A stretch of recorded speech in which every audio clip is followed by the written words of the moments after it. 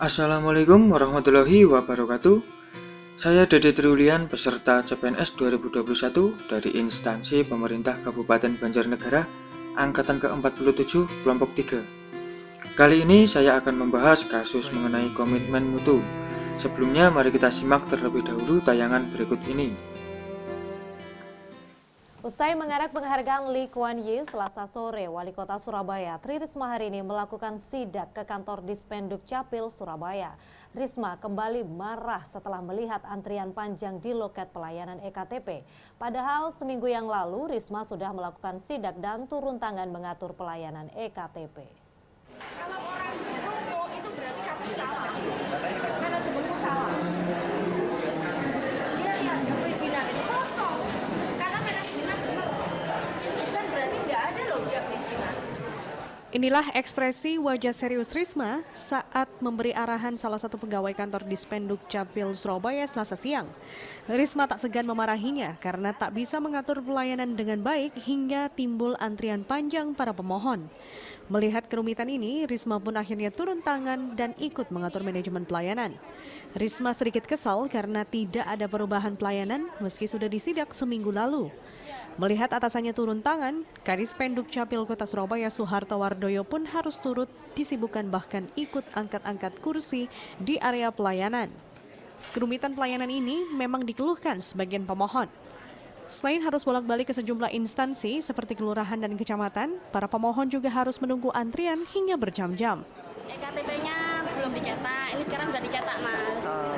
Sebelumnya langkah-langkahnya ruwet nggak sih Bu tadi waktu Ya sebelum rumit, ada? berapa kali saya ke kelurahan, ke kecamatan, bolak-balik lagi, terakhir ke sini nih, baru dicetak ini. Risma mengakui kerumitan ini dikarenakan adanya kekurangan alat pencetak EKTP di kantor Dispenduk Capil Surabaya. Untuk segera memberi rasa nyaman para warganya, Risma menargetkan dalam seminggu ini 18.000 EKTP sudah selesai tercetak. Manajemennya coba saya juga perbaiki untuk percepatan itu. Penumpukannya nanti kenapa Bu? Penumpukannya pertama awalnya dari alat. Yang kedua prosesnya lama. Yang ketiga ini kita buat 3 shift. Kita kurang orang. Untuk mengejar target percetakan, Risma juga memperhatikan pegawai dari dinas lain untuk diperbantukan di kantor Dispenduk Capil. Tak hanya itu, jam pelayanan pun diperpanjang hingga 24 jam dengan mengatur 3 shift untuk pegawai pelayanan mulai pagi hingga malam hari. Wahyu Pratama, Surabaya. Dari tayangan tersebut terlihat adanya ketidaktercapaian target kinerja dari para pegawai di instansi tersebut. Hal ini dikarenakan tidak adanya perubahan setelah sidak pertama, sehingga menimbulkan pelayanan menjadi semakin buruk. Penyebab dari kasus tersebut yaitu, yang pertama, pelayanan yang tidak berorientasi pada mutu. Yang kedua, pelayanan yang tidak efektif. Yang ketiga, kurangnya alat cetak EKTP.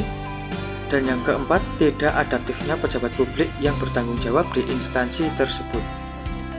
Dampak yang ditimbulkan dari kasus di atas antara lain, pertama merugikan masyarakat, yang kedua mengurangi kepercayaan masyarakat terhadap ASN, dan yang ketiga merusak citra instansi di mata masyarakat.